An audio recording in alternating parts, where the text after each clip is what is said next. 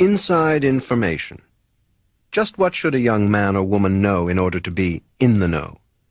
Is there, in other words, some inside information, some special taboo, some real lowdown on life and existence that most parents and teachers either don't know or won't tell?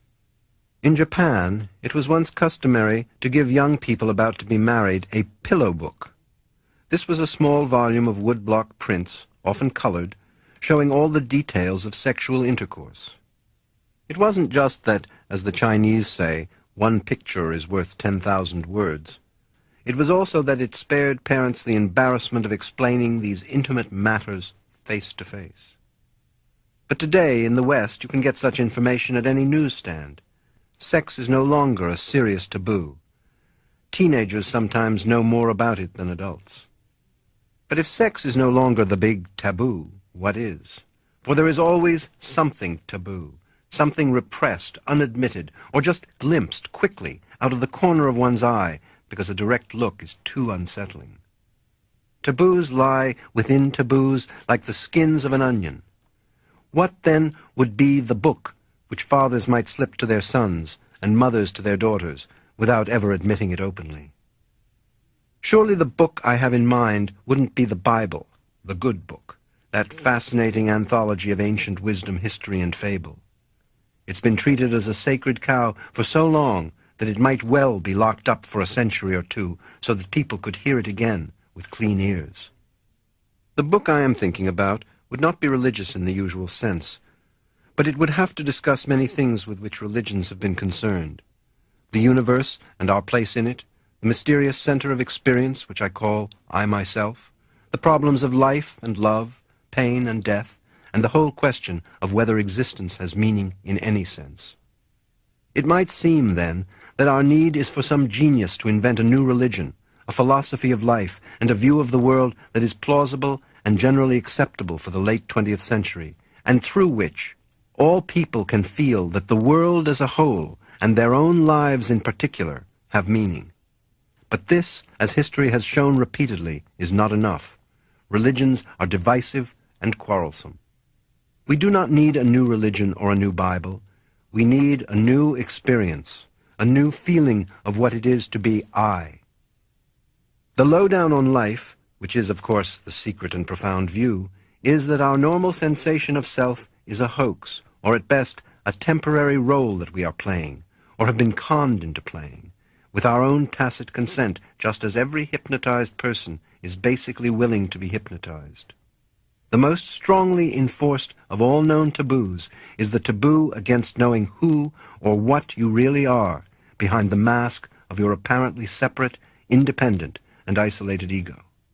The sensation of I as a lonely and isolated center of being is so powerful and so commonsensical and so fundamental to our modes of speech and thought, to our laws and social institutions, that we cannot experience selfhood except as something superficial in the scheme of the universe. We are forced, therefore, to speak of it through myth, that is, through special metaphors, analogies, and images, which say what it is like as distinct from what it is. Myth, then, is the form in which I try to answer when children ask me those fundamental metaphysical questions which come so readily to their minds. Where did the world come from? Why did God make the world? Where was I before I was born? Where do people go when they die? Again and again, I have found that they seem to be satisfied with a simple and very ancient story which goes something like this. There was never a time when the world began, because it goes round and round like a circle, and there is no place where a circle begins. Look at my watch, which tells the time. It goes round, and so the world repeats itself again and again. But just as the hour hand of the watch goes up to 12 and down to 6, so too there is day and night, waking and sleeping, living and dying, winter and summer. You can't have any one of these without the other, because you wouldn't be able to know what black is unless you had seen it side by side with white, or white unless side by side with black. In the same way, there are times when the world is and times when it isn't. For if the world went on and on without rest forever and ever, it would get horribly tired of itself. So it comes and it goes, Now you see it, now you don't. Because it doesn't get tired of itself, it always comes back again after it disappears. It's like your breath. It goes in and out. And if you try to hold it in all the time, you feel terrible. It's also like the game of hide and seek, because it's always fun to find new ways of hiding and to seek for someone who doesn't always hide in the same place. God also likes to play hide and seek, but because there is nothing outside God, he has no one to play with but himself. He gets over this difficulty by pretending that he is not himself. That is his way of hiding from himself. God pretends that he is you and I and all the people in the world, all the animals, all the plants, all the rocks, and all the stars. In this way, he has strange and wonderful adventures, some of which are terrible and frightening. But these are just like bad dreams, for when he wakes up, they will disappear. Now, when God plays hide and pretends that he is you and I, he does it so well that it takes him a long time to remember where and how he hid himself. But that's the whole fun of it, just what he wanted to do. He doesn't want to find himself too quickly, for that would spoil the game. That is why it is so difficult for you and me to find out that we are God in disguise, pretending not to be himself.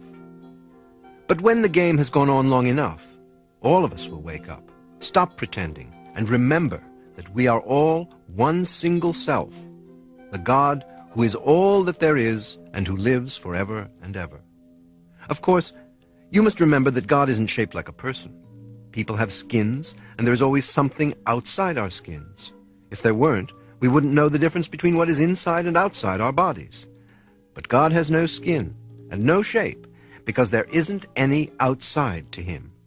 The inside and the outside of God are the same.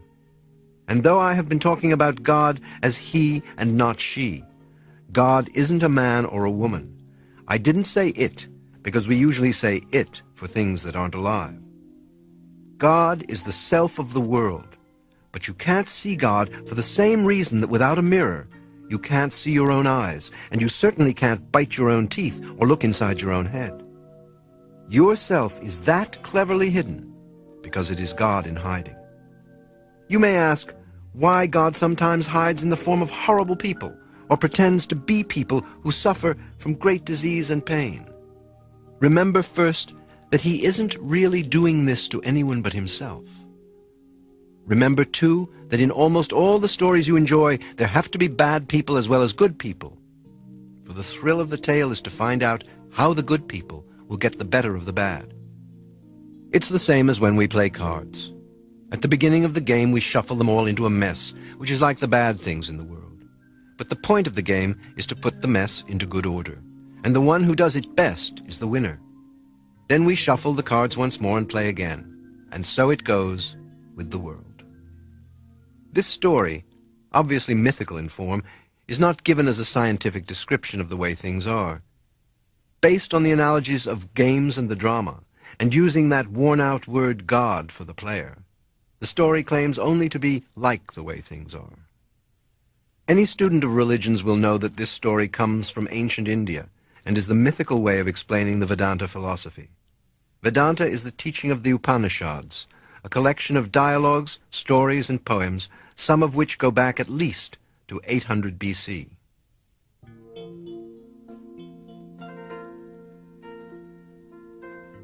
It's saying that the self in each one of you is really at root one. Just in the same way that you have all over your body millions of nerve ends. Each one of those nerve ends is, as it were, a little eye, because all the senses are fundamentally one sense. Now imagine then every little nerve end is a little eye, and it gets its impression of the world, but it sends it all back into the central brain. Well, in a somewhat similar way, every person, every animal, every what the Hindus call sentient being, all those forms that we see may be looked upon as the eyes that look out of one central self. But going yet deeper, we find that it's somehow a necessity of thought, that there be some sort of a something which is the common ground of all these universes, all these galaxies. And that ground is the self, as Hindus understand it, the Atman. Now that's quite a startling point of view, because what it's saying is, you see, that you are basically the works. But the self of the world, as taught in Vedanta, must not be confused with our usual ideas of selfishness or the practice of unselfishness, the effort to identify with others and their needs. Such unselfishness is apt to be a highly refined egotism, comparable to the in-group which plays the game of "we're more tolerant than you." If, then, I am not saying that you ought to awaken from the ego illusion and help save the world from disaster, why the book? Why not sit back and let things take their course? Simply that it is a part of things taking their course that I write. As a human being, it is just my nature to enjoy and share philosophy. I do this the same way that some birds are eagles and some are doves, some flowers lilies and some are roses. I realize, too, that the less I preach, the more likely I am to be heard. The game of black and white. When we were taught 1, 2, 3, and ABC, few of us were ever told about the game of black and white. It is quite simple, but belongs to the hushed-up side of things. Consider first that all your 5 senses are differing forms of one basic sense, something like touch. But the complex patterns and chains of neurons which constitute these senses are composed of neuron units which are capable of changing between just 2 states, on or off. To the central brain, the individual neuron signals either yes or no. That's all. But as we know from computers which employ binary arithmetic in which the only figures are 0 and 1, these simple elements can be formed into the most complex and marvelous patterns. In this respect, our nervous system and the computers are much like everything else, for the physical world is basically vibration. Whether we think of this vibration in terms of waves or of particles, we never find the crest of a wave without a trough. We never find a particle without an interval or space between itself and others. In other words, there is no such thing as a half wave or a particle all by itself without any space around it. There is no on without off, no up without down.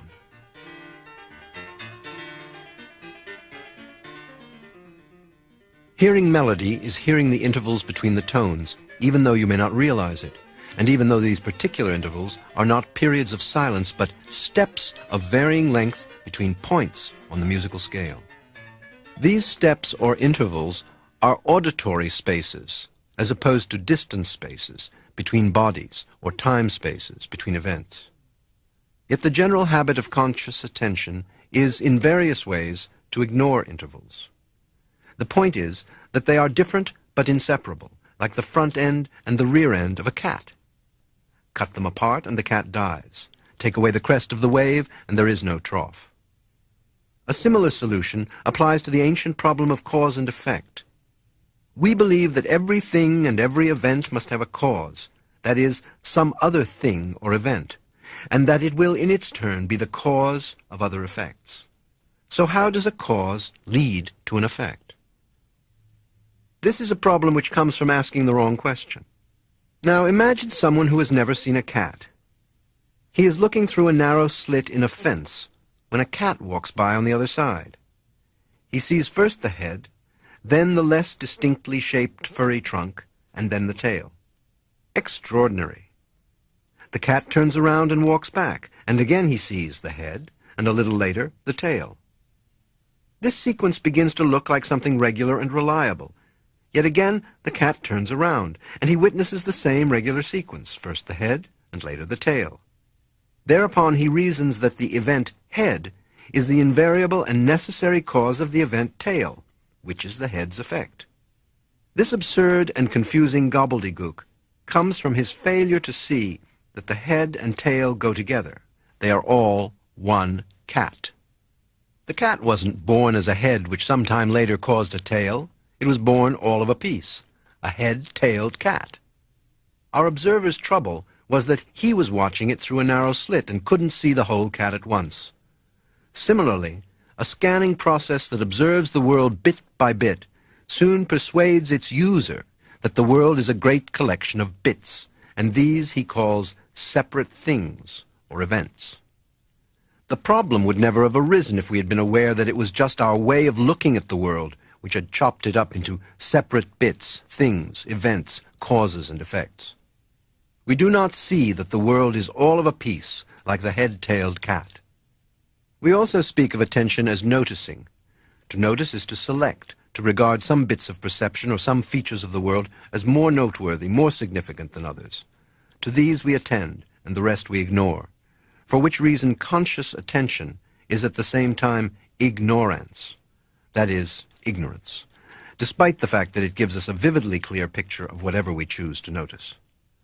Physically, we see, hear, smell, taste, and touch innumerable features that we never notice. You can drive 30 miles, talking all the time to a friend. What you noticed and remembered was the conversation, but somehow you responded to the road, the other cars, the traffic lights, and heaven knows what else, without really noticing or focusing your mental spotlight upon them. Of course, to perceive all features and vibrations of the world at once would be pandemonium, as when someone slams down all the keys of the piano at the same time.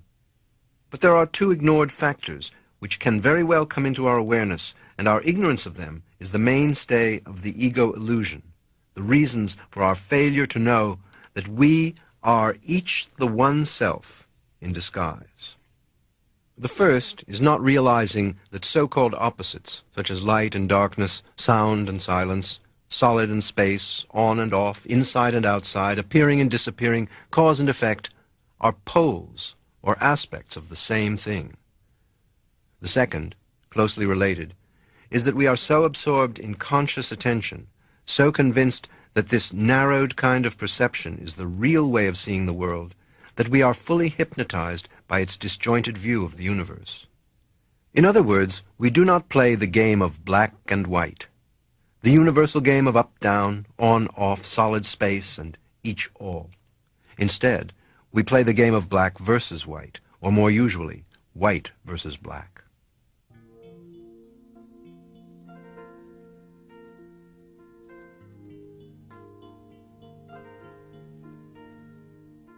Now, obviously, white and black are as different can be. When we say of someone that he's an awful liar and a con man, you say, why, he could prove to you that black was white. But strangely enough, black is white in a certain sense, and white is black. If you take the copulating word is to mean implies, because black implies white, and white implies black, or positive implies negative, and negative implies positive, because you can't have the one without the other. It's only by contrast, when black and white are put together, that we know black as black and white as white. However, now, when I look at a small white circle, or disk on a black background, or a small black disk on a white background, I once get this in my thought: which is positive and which is negative? Does black represent the negative because it's dark, like night? But when I look at the black dot on the white background, I think the black dot is the thing there, so that must be positive. It was put on. And therefore the white represents negative because it suggests nothing, no mark. Isn't this mysterious, you see, that both white and black can play the negative role? But then let's think of white as light, and it's playing the positive role. And when we think of black as the thing, the mark, then it's playing the positive role. See, both can play the negative and both can play the positive. But still, you can't have one without the other. But we are brought up, we are so brainwashed, we are so bamboozled, we are so hypnotized that we don't know that. That's the whole trick that we've played on ourselves. We don't know that nothing is something. And it's important. So everything that we think of as nothing, space, empty space, death, sleep, dissolution, decay, any sort of weakness, anything that goes against structure, that is, against the thing, that we think is bad, bad, bad, and we're trying to get a world where that side of things is rendered impotent. Nothingness must no longer constitute a threat to somethingness. In other words, we want to play black and white, and if we'll call white the light and the positive, white must win. That's the game we're trying to play. Not realizing that there cannot be winning without losing. If white must win, black must lose. But if black loses, we can congratulate black for having helped white to win. Because unless black loses, white won't win. And so, in every sort of human enterprise, we are trying to have white without black. There are many ways in which the game of black and white is switched into the game of white must win. And, like the battle for survival, they depend upon ignoring or screening out of consciousness the interdependence of the two sides. In a curious way, this is of course part of the game of black and white itself, because forgetting or ignoring their interdependence is hide in the game of hide and seek is, in turn, the game of black and white. By way of illustration, we can take an excursion into an aspect of science fiction which is very rapidly becoming science fact. Applied science may be considered as the game of order versus chance, or order versus randomness, especially in the domain of cybernetics, the science of automatic control. By means of scientific prediction and its technical applications, we are trying to gain maximum control over our surroundings and ourselves. The trend of all this is toward the end of individual privacy, to an extent where it may even be impossible to conceal one's thoughts. At the end of the line, no one is left with a mind of his own. There is just a vast and complex community mind, endowed perhaps with such fantastic powers of control and prediction that it will already know its own future for years and years to come. But suppose the human race develops an electronic nervous system outside the bodies of individual people, thus giving us all one mind and one global body. This is almost precisely what has happened in the organization of cells which compose our own bodies. We have already done it. The science fiction in which we have just been indulging has, then, two important morals. The first is that if the game of order versus chance is to continue as a game, order must not win. As prediction and control increase, so in proportion the game ceases to be worth the candle. We look for a new game with an uncertain result. In other words, we have to hide again, perhaps in a new way, and then seek in new ways, since the two together make up the dance and wonder of existence. Contrariwise, chance must not win, and probably cannot, because the order-chance polarity appears to be of the same kind as the on-off and up-down. Taking, therefore, a longer and wider view of things, the entire project of conquering nature appears more and more of a mirage, an increase in the pace of living without fundamental change of position.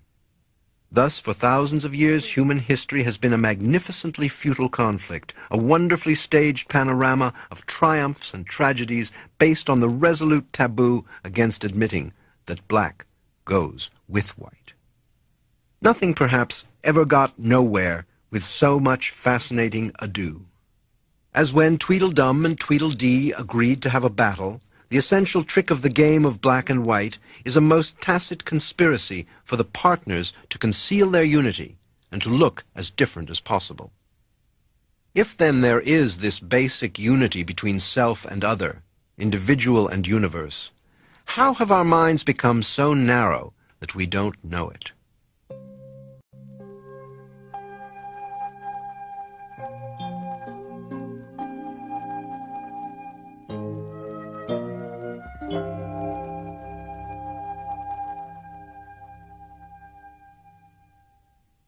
How to be a genuine fake.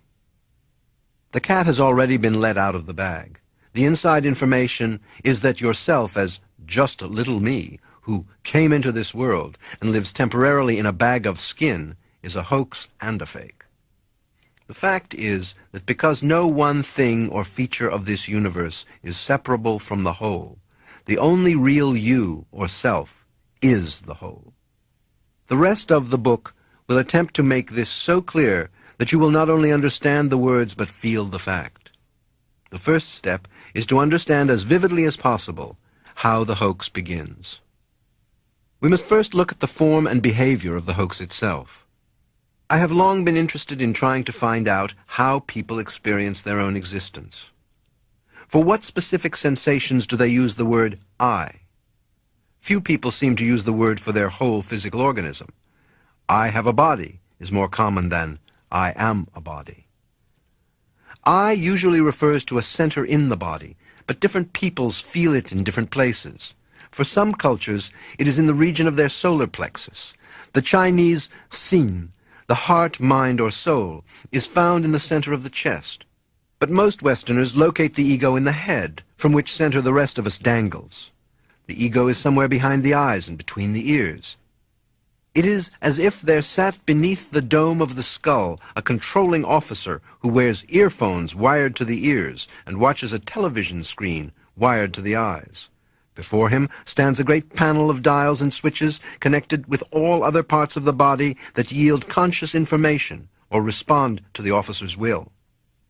Wherever people may feel that the ego is located, and however much or little of the physical body is identified with it, almost all agree that I am not anything outside my skin. The skin is always considered as a wall, barrier, or boundary which definitely separates oneself from the world, despite the fact that it is covered with pores breathing air and with nerve ends relaying information. This whole illusion has its history and ways of thinking, in the images, models, myths, and language systems which we have used for thousands of years to make sense of the world. It is then as if the human race had hypnotized or talked itself into the hoax of egocentricity. Millennia ago, some genius discovered that wiggly things, such as fish and rabbits, could be caught in nets. Much later, some other genius thought of catching the world in a net. But now, if you look at this world wiggle through a net, you see that the net has cut the big wiggle into little wiggles, all contained in squares of the same size. Order has been imposed on chaos. We can now say that the wiggle goes so many squares to the left, so many to the right, so many up or so many down, and at least we have its number. Centuries later, the same image of the net was imposed upon the world for other purposes, as the lines of both celestial and terrestrial latitude and longitude, as graph paper for plotting mathematical wiggles, as pigeonholes for filing, and as the ground plan for cities. The net has thus become one of the presiding images of human thought, but it is always an image. And just as no one can use the equator to tie up a package, the real wiggly world slips like water through our imaginary nets. However much we divide, count, sort, or classify this wiggling into particular things and events, this is only a way of thinking about the world. Our world is never actually divided.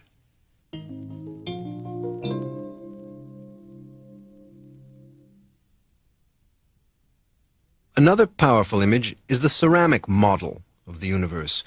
a model in which we think of it as so many forms of substances, just as pots are forms of clay, and as God is said to have created Adam from the dust. This has been an especially troublesome image, bewildering philosophers and scientists for centuries with such idiotic questions as, how does form, or energy, influence matter? What is matter? What happens to form, the soul, when it leaves matter, the body? How is it that mere matter has come to be arranged in orderly forms? What is the relationship between mind and body? Problems that remain persistently insoluble should always be suspected as questions asked in the wrong way, like the problem of cause and effect. Make a spurious division of one process into two, forget that you have done it, and then puzzle for centuries as to how the two get together. So with form and matter. Because no one ever discovered a piece of formless matter, or an immaterial form, it should have been obvious that there was something wrong with the ceramic model. The world is no more formed out of matter than trees are made of wood.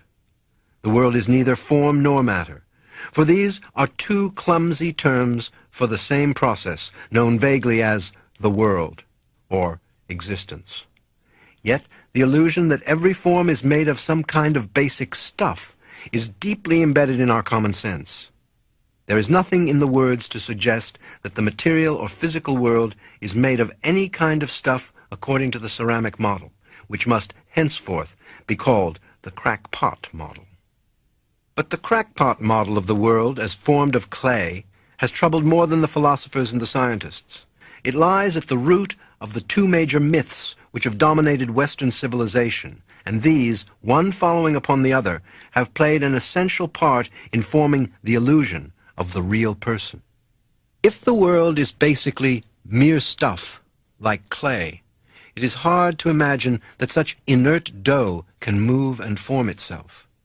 Energy, form, and intelligence must therefore come into the world from outside. The lump must be leavened.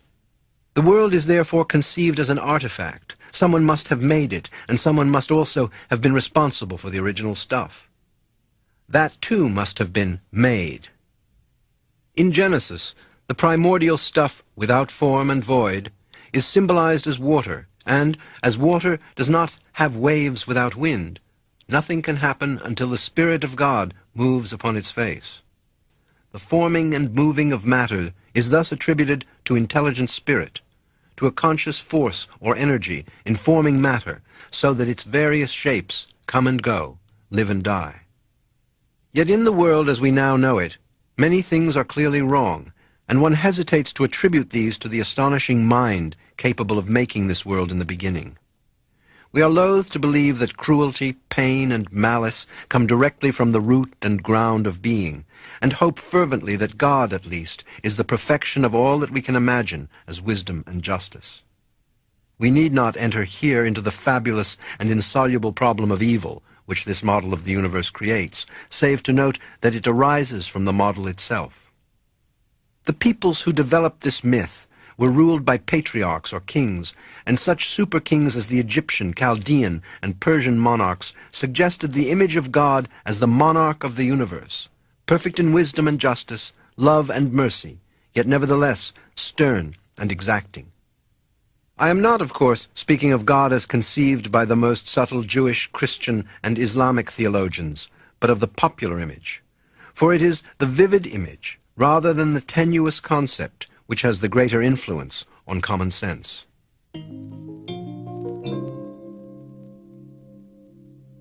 The image of God as a personal being somehow outside or other than the world had the merit of letting us feel that life is based on intelligence, that the laws of nature are everywhere consistent in that they proceed from one ruler, and that we could let our imaginations go to the limit in conceiving the sublime qualities of this supreme and perfect being. The image also gave everyone a sense of importance and meaning, for this God is directly aware of every tiniest fragment of dust and vibration of energy, since it is just his awareness of it that enables it to be. This awareness is also love, and, for angels and people at least, he has planned an everlasting life of the purest bliss, which is to begin at the end of mortal time. But of course there are strings attached to this reward. And those who purposely and relentlessly deny or disobey the divine will must spend eternity in agonies as intense as the bliss of good and faithful subjects. The problem of this image of God was that it became too much of a good thing. Children working at their desks in school are almost always put off when even a kindly and respected teacher watches over their shoulders. How much more disconcerting to realize that each single deed, thought, and feeling is watched by the teacher of teachers, that nowhere on earth or in heaven is there any hiding place from the eye which sees all and judges all. To many people it was therefore an immense relief when Western thinkers began to question this image and to assert that this hypothesis of God was of no help in describing or predicting the course of nature. If everything, they said, was the creation and the operation of God, the statement had no more logic than, everything is up.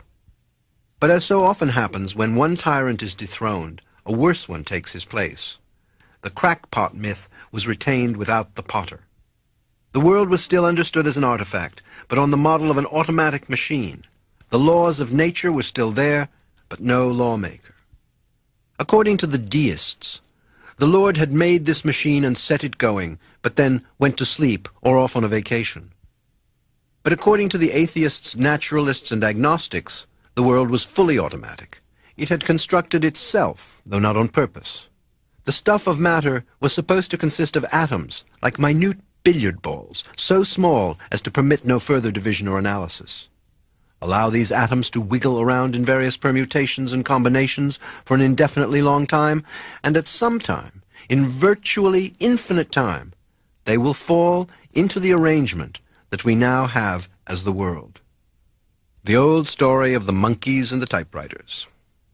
In this fully automatic model of the universe, shape and stuff survived as energy and matter.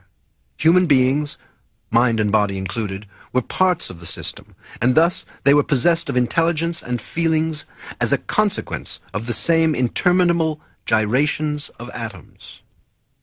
But the trouble about the monkeys with typewriters is that when at last they get around to typing the Encyclopedia Britannica, they may at any moment relapse into gibberish.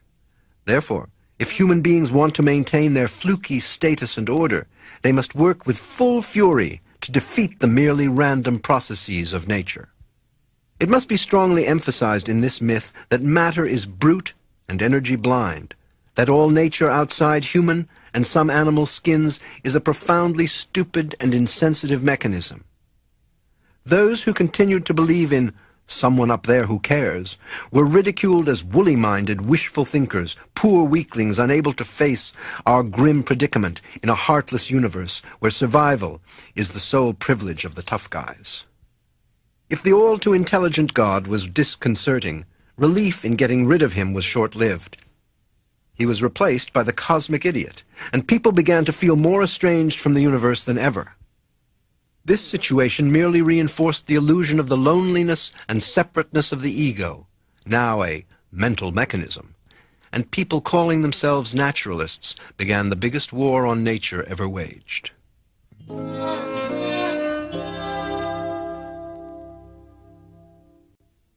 In one form or another, the myth of the fully automatic model has become extremely plausible, and in some scientific and academic disciplines, it is as much a sacrosanct dogma as any theological doctrine of the past, despite contrary trends in physics and biology. For there are fashions in myth, and the world-conquering West of the 19th century needed a philosophy of life in which realpolitik, victory for the tough people who face the bleak facts, was the guiding principle. Thus, the bleaker the facts you face, the tougher you seem to be. So we vied with each other to make the fully automatic model of the universe as bleak as possible. Nevertheless, it remains a myth, with all the positive and negative features of myth as an image used for making sense of the world. It is doubtful whether Western science and technology would have been possible unless we had tried to understand nature in terms of mechanical models.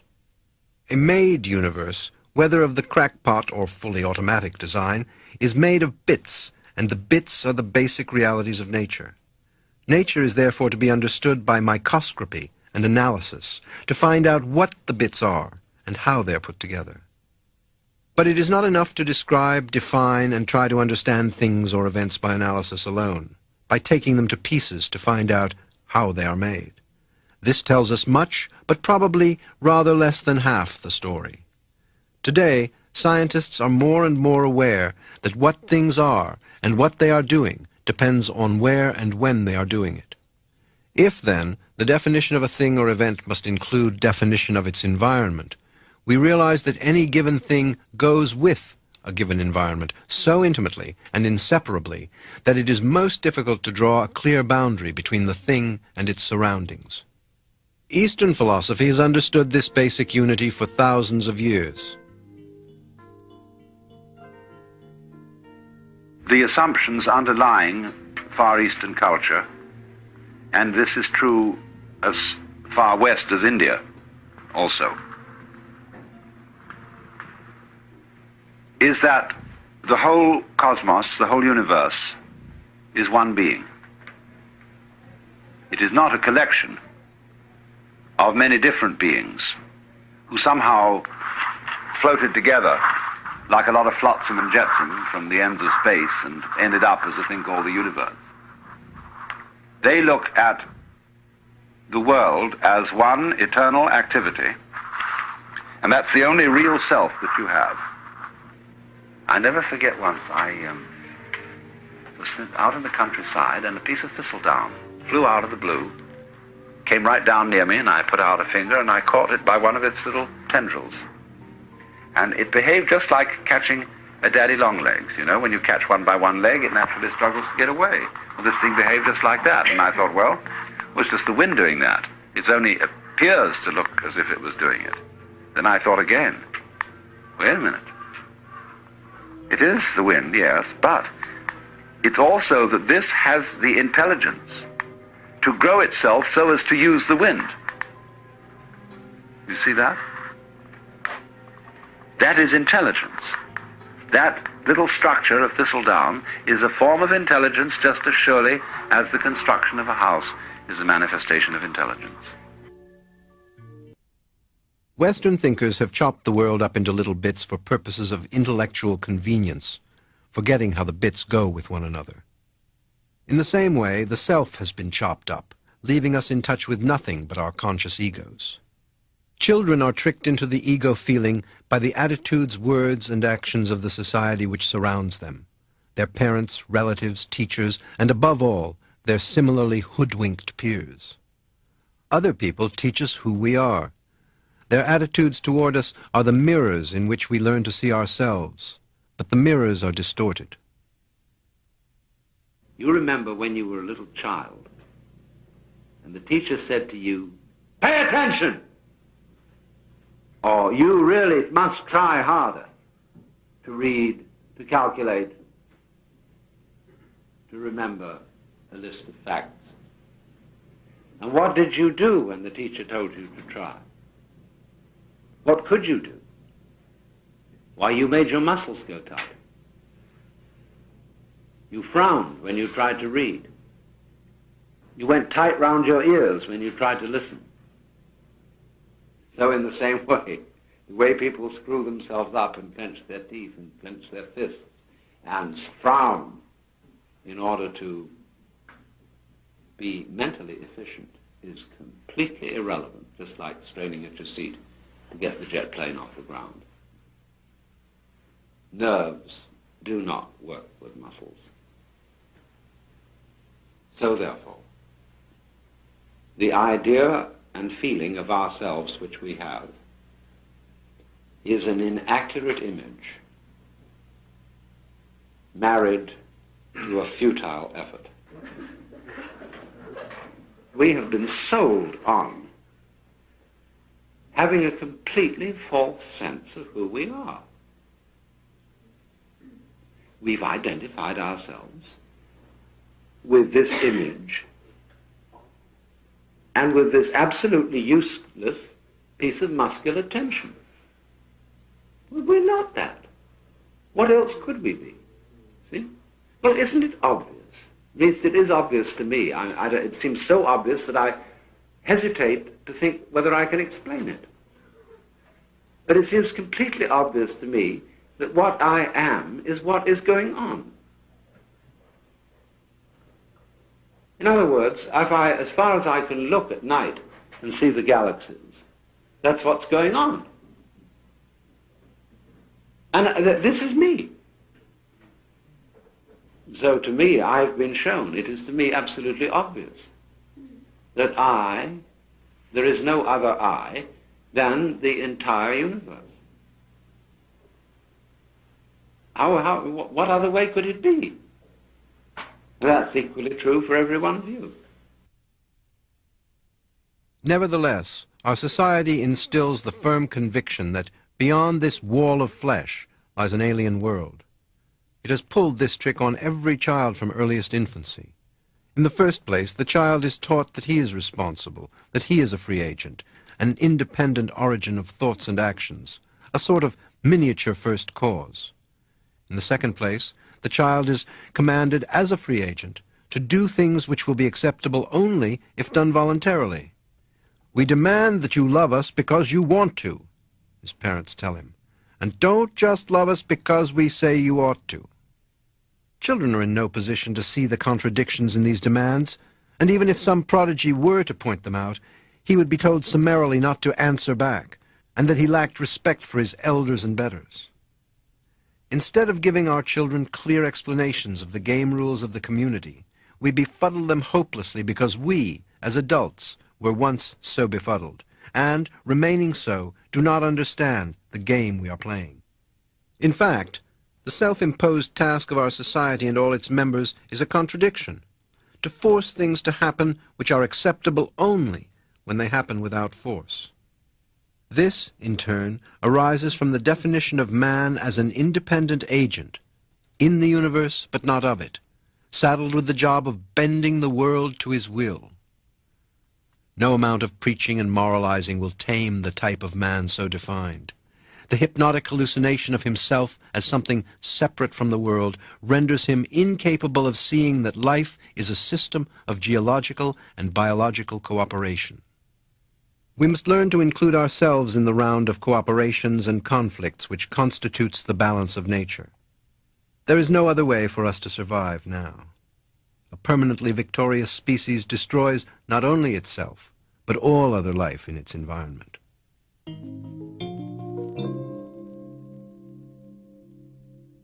The individual may be understood neither as an isolated person nor as an expendable humanoid working machine. He may be seen instead as one particular focal point at which the whole universe expresses itself, as an incarnation of the self, of the Godhead, or whatever one may choose to call it.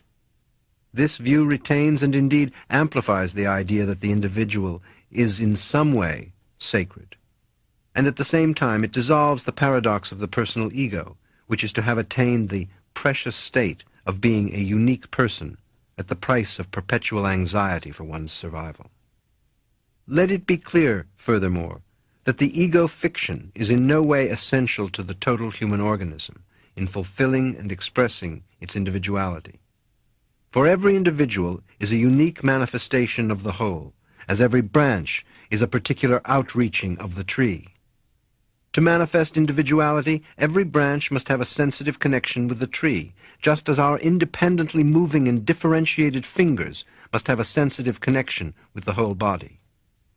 The point, which can hardly be repeated too often, is that differentiation is not separation. Our society is defining the individual with a double bind, commanding him to be free and separate from the world, which he is not, for otherwise the command would not work. This is palpably absurd, and since the task is never achieved, the individual is taught to live and work for some future in which the impossible will at last happen, if not for him, then at least for his children. We are thus breeding a type of human being incapable of living in the present, that is, of really living. For unless one is able to live fully in the present, the future is a hoax. In times past, recognition of the impermanence of the world usually led to withdrawal. On the one hand, ascetics, monks, and hermits tried to exorcise their desires so as to regard the world with benign resignation, or to draw back and back into the depths of consciousness to become one with the self in its unmanifest state of eternal serenity. On the other hand, There were those who felt that the world was a state of probation, where material goods were to be used in a spirit of stewardship, as loans from the Almighty, and where the main work of life is loving devotion to God and to man. Yet both these responses are based on the initial supposition that the individual is the separate ego, and because this supposition is the work of a double bind, any task undertaken on this basis, including religion, will be self-defeating. Just because it is a hoax from the beginning, the personal ego can make only a phony response to life. For the world is an ever-elusive and ever-disappointing image only from the standpoint of someone standing aside from it, as if it were quite other than himself, and then trying to grasp it. Without birth and death, and without the perpetual transmutation of all forms of life, the world would be static, rhythmless, undancing, mummified. But a third response is possible. Not withdrawal, not stewardship on the hypothesis of a future reward, but the fullest collaboration with the world as a harmonious system of contained conflicts, based on the realization that the only real I is the whole endless process. This realization is already in us, in the sense that our bodies know it, right down to our bones and nerves and sense organs. We do not know it only in the sense that the thin ray of conscious attention has been taught to ignore it, and taught so thoroughly that we are very genuine fakes indeed.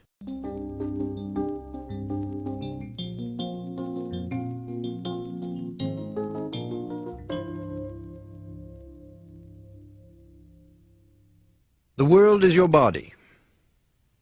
We have now found out that many things which we felt to be basic realities of nature are social fictions, arising from commonly accepted or traditional ways of thinking about the world. Fictions are useful so long as they are taken as fictions. They are then simply ways of figuring the world which we agree to follow so that we can act in cooperation as we agree about inches and hours, numbers and words, mathematical systems and languages. As we have seen, troubles arise when we confuse the reality of ourselves and our fundamental relationships to the world with fictions we might have been taught.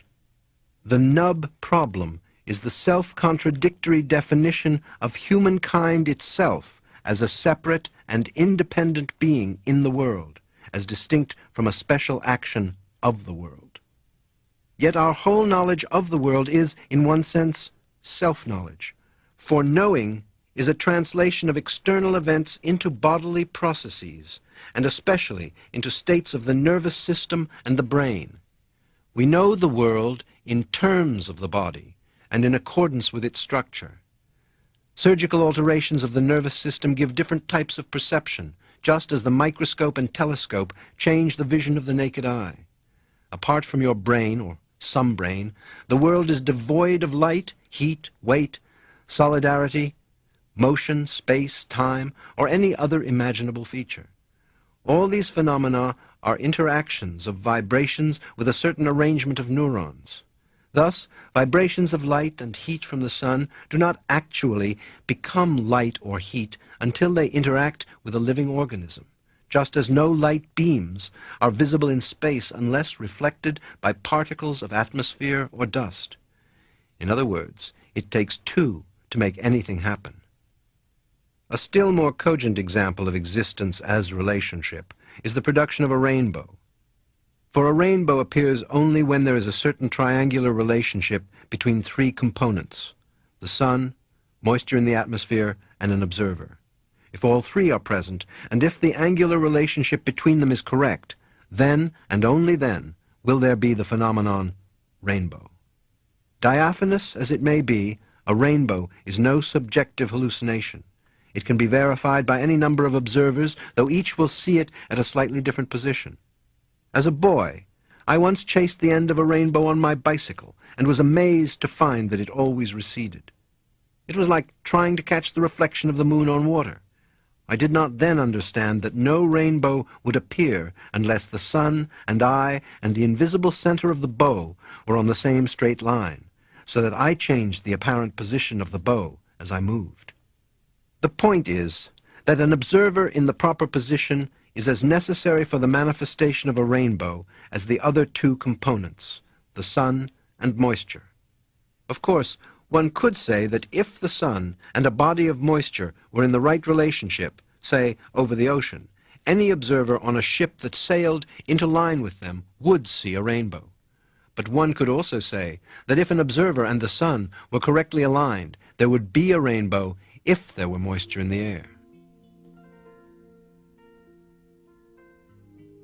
The external world goes with you in just the same way as a back goes with a front. How would you know what you meant by yourself unless you knew what you meant by other? How would the sun be light if you didn't have eyes? How would vibrations in the air be noisy if you didn't have ears? How would rocks be hard if you didn't have soft skin? How would they be heavy if you didn't have muscles? It's only in relation to eyes that the sun is light. And it's only in relation to a certain musculature that rocks are heavy. So that the way you are constituted, the way your organism is formed, calls into being the phenomena of light and sound and weight and color and smell. The relationship between an organism and its environment is mutual. Neither one is the cause or determinant of the other, since the arrangement between them is polar. If, then, it makes sense to explain the organism and its behavior in terms of the environment, it will also make sense to explain the environment in terms of the organism. Does this force us to the highly implausible conclusion that before the first living organism came into being equipped with a brain, there was no universe? That the organic and inorganic phenomena came into existence at the same temporal moment? Is it possible that all geological and astronomical history is a mere extrapolation, that is, talking about what would have happened if it had been observed? Perhaps. But I will venture a more cautious idea. The fact that every organism evokes its own environment must be corrected with the polar or opposite fact that the total environment evokes the organism. Furthermore, the total environment or situation is both spatial and temporal, both larger and longer than any organism contained in its field. The organism evokes knowledge of a past before it began and of a future beyond its death. At the other pole, the universe would not have started or manifested itself unless it was at some time going to include organisms, just as current will not begin to flow from the positive end of a wire until the negative terminal is secure. The principle is the same whether it takes the universe billions of years to polarize itself in the organism, or whether it takes the current 1 second to traverse a wire 186,000 miles long. The difficulty of understanding the organism-environment polarity is psychological. We have been obsessed with a false humility. On the one hand, putting ourselves down as mere creatures who came into this world by the whim of God or the fluke of blind forces, and on the other, conceiving ourselves as separate personal egos fighting to control the physical world. We have lacked the real humility of recognizing that we are members of the biosphere, the harmony of contained conflicts, in which we cannot exist at all without the cooperation of plants, insects, fish, cattle, and bacteria. In the same measure, we have lacked the proper self-respect of recognizing that I, the individual organism, am a structure of such fabulous ingenuity that it calls the whole universe into being. In the act of putting everything at a distance so as to describe and control it, we have orphaned ourselves both from the surrounding world and from our own bodies, leaving I as a discontented and alienated spook, anxious, guilty, unrelated, and alone. The universe implies the organism, and each single organism implies the universe. The single glance of our spotlight, our narrowed attention, which has been taught to confuse its glimpses with separate things, must somehow be opened to the full vision. So what? To have spoken of a new vision is to be asked in the next breath, what good will it do? When you come to think of it, this is astonishing, but it is invariably true in speaking with people brought up in the environment of Protestantism. Catholics, Hindus, Buddhists, Muslims, and Taoists understand that vision, or contemplation, is good in itself, even the supreme good, in the sense of the beatific vision, where all beings are eternally absorbed in the knowledge and love of God. But this possibility makes Protestants nervous. The reason is, I suppose, that modern Protestantism, particularly in its liberal and progressive forms, is the religion most strongly influenced by the mythology of the world of objects and of man as the separate ego. Humanity so defined and so experienced is, of course, incapable of pleasure and contentment, let alone creative power. The separate person is without content in both senses of the word. He lives perpetually on hope, on looking forward to tomorrow, having been brought up this way from childhood. If you want to find a true folk religion in our culture, look at the rites of Santa Claus. Even before the beginning of Advent, which was supposed to be a 3 to 4 week fasting period in preparation for the feast, the trees are decorated for Christmas, the shops glitter with tinsel and festive displays of gifts, and public address systems warble electronic carols so that one is sick to death of Venite Adoremus long before Christmas Day. Trees are already baubled and illumined in most homes, and as the big build-up proceeds, they are surrounded by those shiny packages with shimmering ribbons which look as if they held gifts for princes. By this time, Christmas parties have already been held in schools and offices before closing for the actual holiday, so that by Christmas Eve, the celebrations have just about blown their top. But there are still those packages under the tree and stockings by the fireplace. When at last the day comes, the children are frantic. Hardly able to wait for breakfast, and not having slept most of the night, they tear those gold and silver parcels to shreds as if they contained nothing less than the elixir of life or the philosopher's stone. By noon, the living room looks as if a waste paper truck had crashed into a dime store, leaving a wreck of mangled cartons, excelsior, wrapping paper, and writhing ribbons. Neckties, up-ended dolls, half-assembled model railroads, space suits, plastic atom bombs, and scattered chocolate bars, hundreds of tinker toy pieces, crushed tree ornaments, miniature sports cars, water pistols, bottles of whiskey, and balloons. An hour later, the children are blubbering or screaming and have to be shooed out of doors while the mess is shoved together to make room for Christmas dinner. Thereafter, the 12 days of Christmas are spent with upset stomachs, colds, and influenza, and on New Year's Eve, the adults get stoned to forget the whole thing. Well, it was fun describing it, but the point is that intense expectation fizzled. Expectation is kindled again to keep us all going for that golden, galuptious goody at the end of the line. What could it be? The children knew it well until they got caught in the rat race. One of the best Christmas presents I ever had was a cheap ring with a glass diamond. It was quite incidental, something that came out of a cracker box at a party. But I sat down in front of the fireplace with this enchanted object and turned it to catch the different colors of light which blazed inside it. I was in touch with the timeless paradise world. Children are in touch with paradise to the extent that they have not fully learned the ego trick, and the same is true of cultures which, by our standards, are more primitive and, by analogy, childlike. If then, after understanding, at least in theory, that the ego trick is a hoax and that beneath everything I and universe are one, you ask, so what? What is the next step, the practical application? I will answer that the absolutely vital thing is to consolidate your understanding, to become capable of enjoyment, of living in the present, and of the discipline which this involves. But the way is not back to some supposedly simpler time. Just as science overcame its purely atomistic and mechanical view of the world through more science, the ego trick must be overcome through intensified self-consciousness. For there is no way of getting rid of the feeling of separateness by a so-called act of will, by trying to forget yourself, or by getting absorbed in some other interest. This is why moralistic preaching is such a failure. It breeds only cunning hypocrites. Saints have always declared themselves as abject sinners, through recognition that their aspiration to be saintly is motivated by the worst of all sins, spiritual pride, the desire to admire oneself as supreme success in the art of love and unselfishness. The ego trick seems to reaffirm itself endlessly in posture after posture.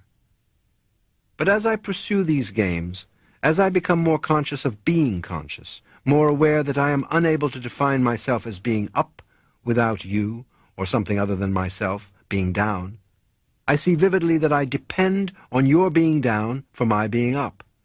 I would never be able to know that I belong to the in-group of nice or saved people without the assistance of an outside group of nasty or damned people. All winners need losers. All saints need sinners. All sages need fools. That is, so long as the major kick in life is to amount to something or to be someone as a particular separate godlet. But the question is how to get over the sensation of being locked out from everything other, of being only oneself, an organism flung into unavoidable competition and conflict with almost every object in its experience. There are innumerable recipes for this project, almost all of which have something to recommend them.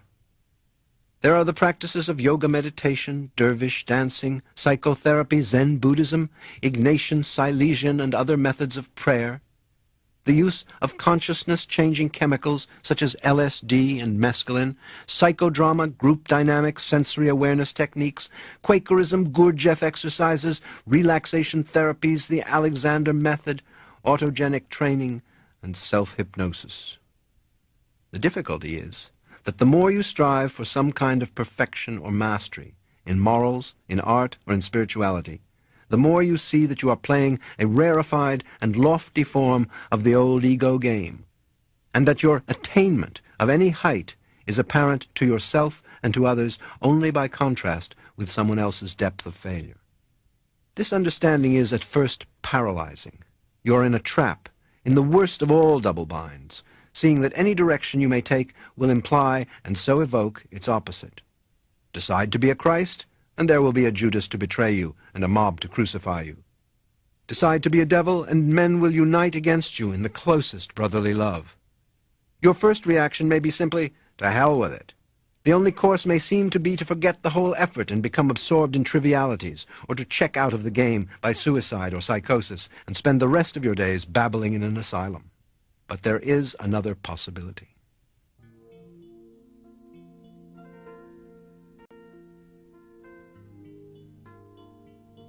Now, therefore, when you come to the point when you understand that your idea of yourself is a delusion married to a futility, there is nothing you can do about the one thing that has to be done, which is to be different. There's nothing you can do about it. You realize that. Then what happens? What follows? The only thing that can follow is that you, as we say, observe what is going on. You cannot reject life. You cannot accept it. It simply has to happen. And it happens. It keeps going on. There is this vibration and that vibration, this thought, this feeling, this sensation, chitter, chitter, chitter, chitter, commentary going on, it all out of the memory banks. All that happens. And all you can do is watch it. Can't change it. Because there's no separate you standing outside it to change it. What is happening is you. And you say, I don't know about this. Who's in charge around here? Well, nobody is in charge. Nobody ever was in charge. Because the nature of energy is such that it doesn't need anyone to govern it. It doesn't have to have something separate from itself to make it do what it does. When you know for sure that your separate ego is a fiction, you actually feel yourself as the whole person, process, and pattern of life. Experience and experiencer become one experiencing, known and knower, one knowing. Remember above all that an experience of this kind cannot be forced or made to happen by any act of your fictitious will, except insofar as repeated efforts to be one up on the universe may eventually reveal their futility. Don't try to get rid of the ego sensation. Take it, so long as it lasts, as a feature or play of the total process, like a cloud or wave, or like feeling warm or cold, or anything else that happens of itself. Getting rid of one's ego is the last resort of invincible egoism. It simply confirms and strengthens the reality of the feeling. But when this feeling of separateness is approached and accepted like any other sensation, it evaporates like the mirage it is. If, then, you ask me how to get beyond the ego feeling, I shall ask you why you want to get there. If you give me an honest answer, which is that your ego will feel better in the higher spiritual status of self-transcendence, you will thus realize that you, as ego, are a fake. You will feel like an onion. Skin after skin, subterfuge after subterfuge is pulled off to reveal no kernel at the center, which is the whole point, to find out that the ego is indeed a fake, a wall of defense around a wall of defense around nothing. You can't even want to get rid of it, nor yet want to. Understand this, and you will see that the ego is exactly what it pretends it isn't. Far from being the free center of personality, it is an automatic mechanism implanted since childhood by social authority, with, perhaps, a touch of heredity thrown in. This may give you the temporary feeling of being a zombie or a puppet dancing irresponsibly on strings.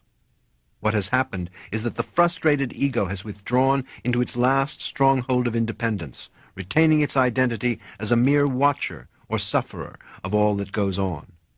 Here it pities itself or consoles itself as a puppet of fate. But if this is seen as yet another subterfuge, we are close to the final showdown. A line of separation is now drawn between everything that happens to me, including my own feeling on the one side, and on the other, I myself as the conscious witness. Isn't it easy to see that this line is imaginary, and that it and the witness behind it are the same old faking process automatically learned in childhood? Yet, in this moment, when one seems about to become a really total zombie, the whole thing blows up. For there is no fate unless there is someone or something to be fated. There is no trap without someone to be caught. There is indeed no compulsion unless there is also freedom of choice. For the sensation of behaving involuntarily is known only by contrast with that of behaving voluntarily. Thus, when the line between myself and what happens to me is dissolved, and there is no stronghold left for an ego, even as a passive witness, I find myself not in a world, but as a world, which is neither compulsive nor capricious. What happens is neither automatic nor arbitrary, it simply happens, and all happenings are mutually interdependent in a way that seems unbelievably harmonious. When this new sensation of self arises, it is at once exhilarating and a little disconcerting. It is like the moment when you first got the knack of swimming or riding a bicycle. There is the feeling that you are not doing it yourself, but that it is somehow happening on its own, and you wonder whether you will lose it, as indeed you may if you try forcibly to hold on to it. In immediate contrast to the old feeling, there is indeed a certain passivity to the sensation, as if you were a leaf blown along by the wind, until you realize that you are both the leaf and the wind. The world outside your skin is just as much you as the world inside. They move together inseparably. And at first you feel a little out of control, because the world outside is so much vaster than the world inside. Yet you soon discover that you are able to go ahead with ordinary activities, to work and make decisions as before, though somehow this is less of a drag. Your body is no longer a corpse which the ego has to animate and lug around. There is a feeling of the ground holding you up, and of hills lifting you when you climb them. Air breathes itself in and out of your lungs, and instead of looking and listening, light and sound come to you on their own. Eyes see and ears hear as wind blows and water flows. All space becomes your mind. Time carries you along like a river, but never flows out of the present. The more it goes, the more it stays, and you no longer have to fight or kill it. Once you have seen this, you can return to the world of practical affairs with a new spirit. You have seen that the universe is at root a magical illusion and a fabulous game, and that there is no separate you to get something out of it, as if life were a bank to be robbed. The only real you is the one that comes and goes, manifests and withdraws itself eternally in and as every conscious being. For you means the universe looking at itself from billions of points of view, points that come and go, so that the vision is forever new. Anyone who brags about knowing this doesn't understand it, for he is only using the theory as a trick to maintain his illusion of separateness, a gimmick in a game of spiritual one-upmanship. Moreover, such bragging is deeply offensive to those who do not understand and who honestly believe themselves to be lonely, individual spirits in a desperate and agonizing struggle for life. For all such, there must be deep and unpatronizing compassion, even a special kind of reverence and respect, because, after all, in them the self is playing its most far-out and daring game, the game of having lost itself completely, and of being in danger of some total and irremediable disaster. It comes then to this, that to be viable, livable, or merely practical, life must be lived as a game. And the must here expresses a condition, not a commandment. Life must be lived in the spirit of play rather than work, and the conflicts which it involves must be carried on in the realization that no species or party to a game can survive without its natural antagonists, its beloved enemies, its indispensable opponents. For to love your enemies is to love them as enemies. It is not necessarily a clever device for winning them over to your own side.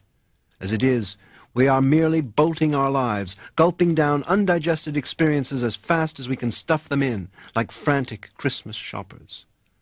Our awareness of our own existence is so superficial and so narrow that nothing seems to us more boring than simply being. If I ask you what you did, saw, heard, smelled, touched, and tasted yesterday, I'm likely to get nothing more than the thin, sketchy outline of the few things that you noticed, and of those, only what you thought worth remembering. Is it surprising that an existence experienced in this way seems so empty and bare that its hunger for an infinite future is insatiable? But suppose you could answer, "It would take me forever to tell you, and I am much too interested in what's happening now." How is it possible that a being with such sensitive jewels as the eyes, such enchanted musical instruments as the ears, and such a fabulous arabesque of nerves as the brain, can experience itself as anything less than God? And when you consider that this incalculably subtle organism is inseparable from the still more marvelous patterns of its environment, from the minutest electrical designs to the whole company of the galaxies, how is it conceivable that this incarnation of all eternity can be bored with being?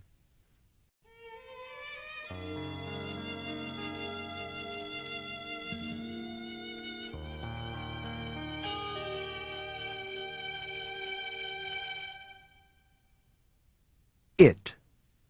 To go anywhere in philosophy other than back and forth, round and round, one must have a keen sense of correlative vision. This is a technical term for a thorough understanding of the game of black and white, whereby one sees that all explicit opposites are implicit allies, correlative in the sense that they go with each other and cannot exist apart. It is not at first easy to maintain correlative vision. The Upanishads describe it as the path of the razor's edge, a balancing act on the sharpest and thinnest of blades. For to ordinary vision there is nothing visible between classes and opposites. Life is a series of urgent choices, demanding firm commitment to this or that.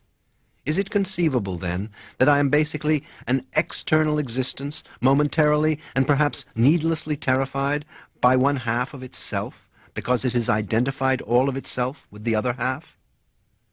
If the choices must be either white or black, must I so commit myself to the white side that I cannot be a good sport and actually play the game of black and white with the implicit knowledge that neither can win? Or is all this so much bandying with the formal relations between words and terms without any relation to my physical situation?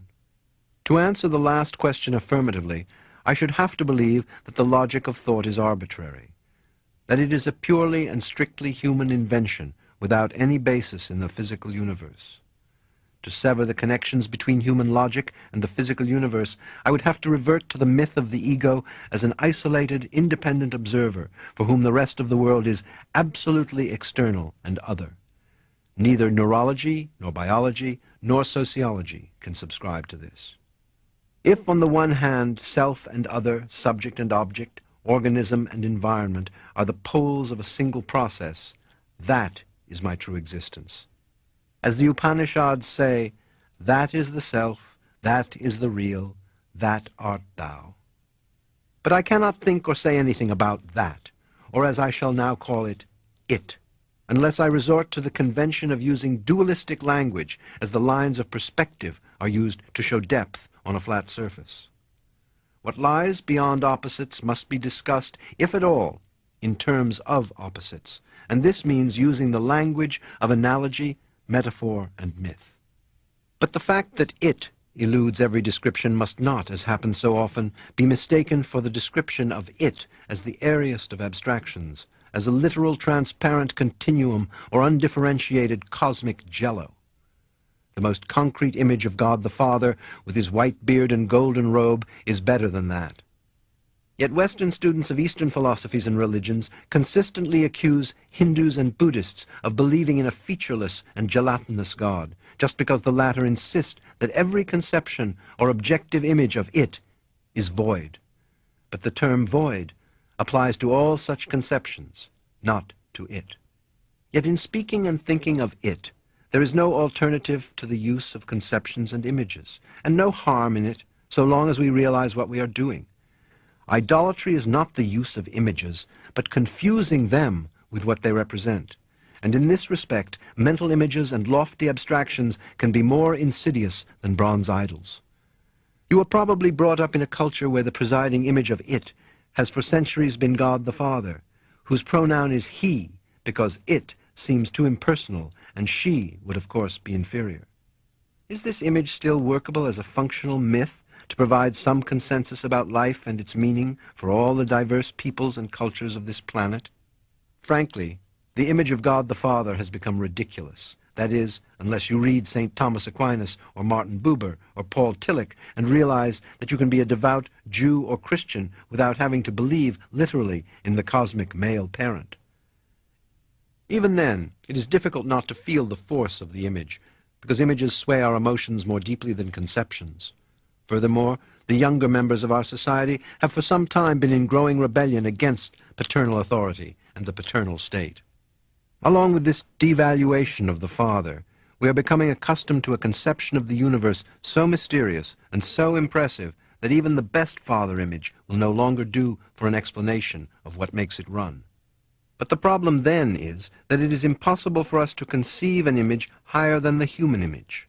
Furthermore, we have accepted a definition of ourselves which confined the self to the source and to the limitations of conscious attention.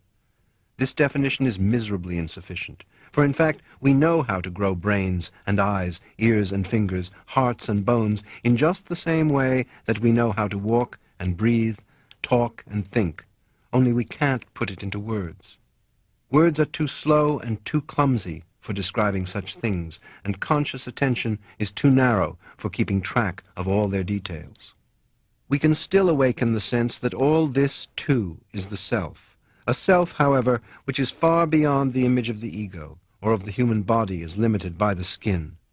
We then behold the self wherever we look, and its image is the universe in its light and in its darkness, in its bodies and in its spaces. This is the new image of humankind, but it is still an image. For there remains, to use dualistic words, behind, under, encompassing, and central to it all, the unthinkable it, polarizing itself in the visible contrasts of waves and troughs, solids and spaces. But the odd thing is that this it, however inconceivable, is no vapid abstraction. It is very simply and truly yourself. In the words of a Chinese Zen master, nothing is left to you at this moment but to have a good laugh. True humor is indeed laughter at one's self, at the divine comedy, the fabulous deception whereby one comes to imagine that a creature in existence is not also of existence, that what humankind is not also what everything is. All the time we know it in our bones, but conscious attention, distracted by details and differences, cannot see the whole for the parts. The major trick in this deception is, of course, death. We go to sleep at night. And then we wake up, and because the physical brain is still there, we remember everything that happened the day before. But if the physical brain decomposes, then we're what is called dead. And we say, well, that's the end of that. But when the leaves die and fall off the trees, or the fruit drops, next year, more leaves, more fruit. So in the same way, when you and I die, more babies later. If the whole human race dies, you bet your life, there are all kinds of things that feel that they're human, scattered throughout the multiplicity of galaxies. Because this universe is a peopling universe, just as an apple tree apples. But because we are unconscious of the intervals, we are not aware of the self with our conscious attention when conscious attention isn't operating. But still, just as you don't notice what your pineal gland, say, is doing at the moment, so in the same way, you don't notice the connections which tie us all together, not only here and now, but forever and ever and ever and ever. Now you know, even if it takes you some time to do a double take and get the full impact. It may not be easy to recover from the many generations through which the fathers have knocked down the children like dominoes, saying, "Don't you dare think that thought. You're just a little upstart, just a creature, and you had better learn your place."